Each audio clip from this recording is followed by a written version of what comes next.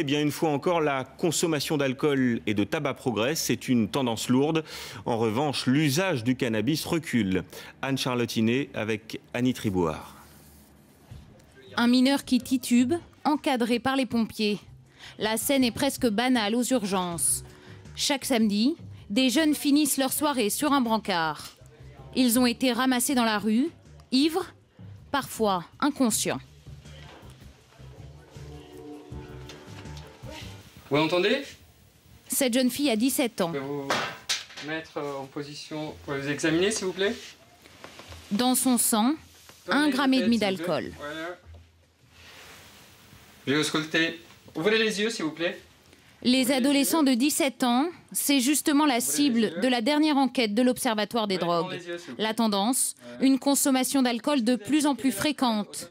À la sortie d'un lycée, ces ados nous le confirment, l'alcool est devenu banal.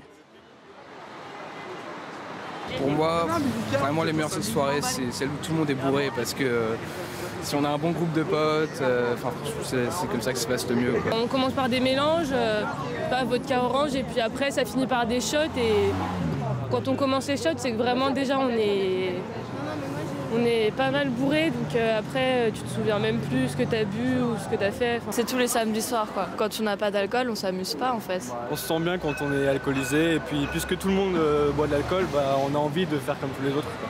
Selon l'étude, l'usage régulier d'alcool progresse. 8,9% des jeunes de 17 ans ont consommé plusieurs fois par mois en 2008.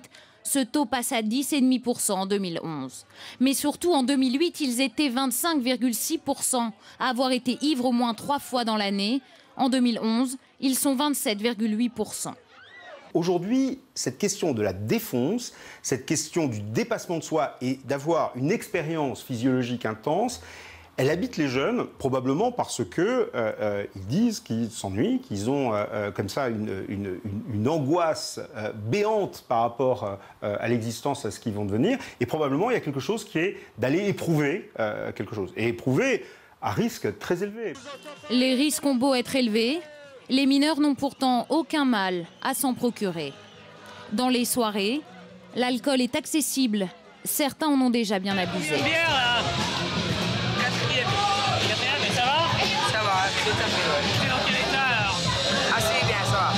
Point positif de l'étude, les drogues semblent faire moins recette auprès des adolescents. La consommation de cannabis notamment. Ils étaient près de 36% à en avoir fumé en 2008. Cette année, ils sont 34,6%.